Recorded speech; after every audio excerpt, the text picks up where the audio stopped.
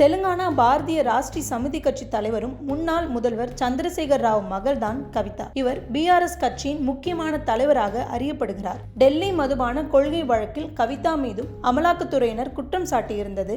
ஆனாலும் அவரை கைது செய்யப்படாததால் சந்திரசேகர் ராவின் பிஆர்எஸ் கட்சிக்கும் பாஜகவுக்கும் ரகசிய உடன்பாடு இருப்பதாக காங்கிரசார் குற்றச்சாட்டை முன்வைத்தனர்.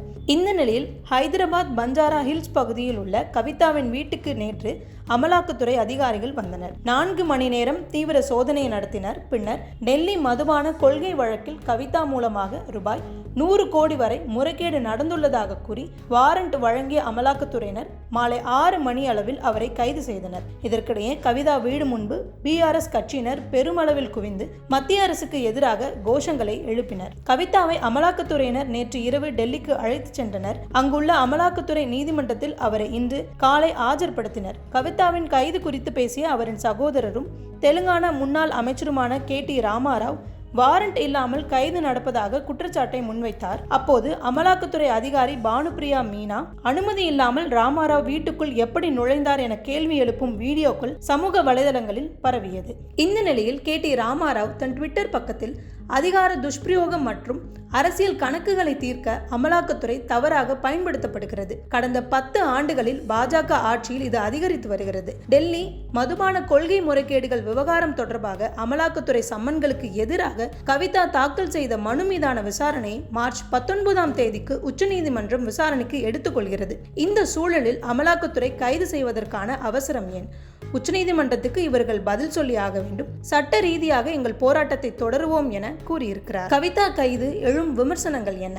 மக்களவைத் தேர்தல் அறிவிக்கும் சூழலில் அவரின் இந்த அவசர கைது சந்தேகத்தை ஏற்படுத்தியுள்ளது. மேலும் கவிதாவின் இல்லத்துக்கு 15 கிலோமீட்டர் தூரத்தில் தான் மல்காஜ்கிரியில் பிரதமர் மோடி ரோட் ஷோ நிகழ்த்தினார் என்பது குறிப்பிடத்தக்கது. மேலும் இதை முற்றிலும் பழிவாங்கும் நடவடிக்கை என பிஆர்எஸ் கட்சி தெரிவிக்கும் சூழலில் கவிதா மீது மாநில மக்களுக்கு அனுதாபம் ஏற்பட பிஆர்எஸும் பாஜகவும் இணைந்து இப்படி ஒரு கைது நாடகத்தை நடத்துவதாக காங்கிரஸ் கட்சி விமர்சனத்தை முன்வைத்திருக்கிறது. டெல்லி மதுபான ஊழல் வழக்குடன் கவிதாவை தொடர்பு படுத்துவது எப்படி? கடந்த 2021ஆம் ஆண்டு ஆம் ஆத்மி அதன் மதுபான கொள்கையில் பல மாற்றங்களை அறிமுகப்படுத்தியது.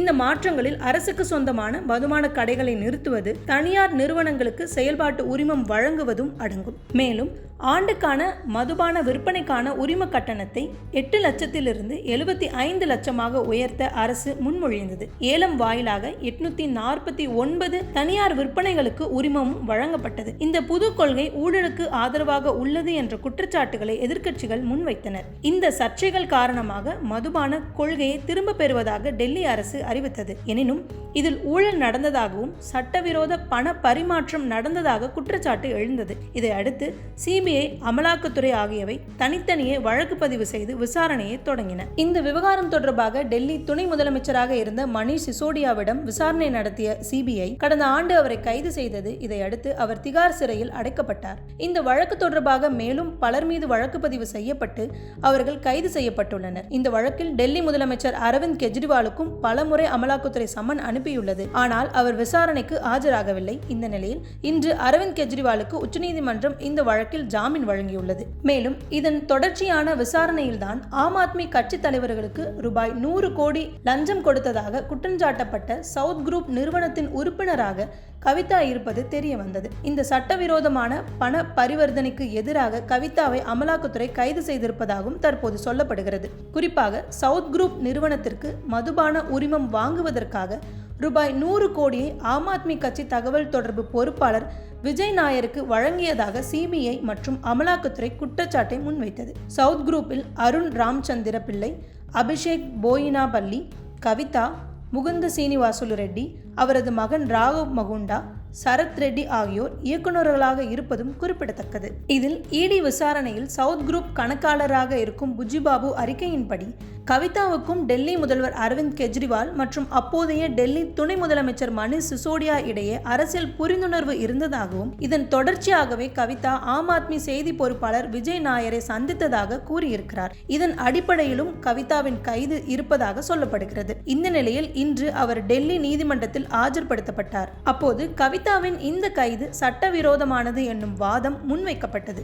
இருதரப்பு வாதங்களையும் கேட்ட நீதிபதி வரும் மார்ச் 23ஆம் தேதி வரை கவிதாவை அமலாக்கத்துறை காவலில் எடுத்து விசாரிக்க அனுமதி வழங்கி உத்தரவிட்டார். மக்களவைத் தேர்தல் நெருங்கும் இந்த சூழலில் கவிதாவின் கைது தெலுங்கானா அரசியலில் பரபரப்பாக பேசப்பட்டு வருகிறது.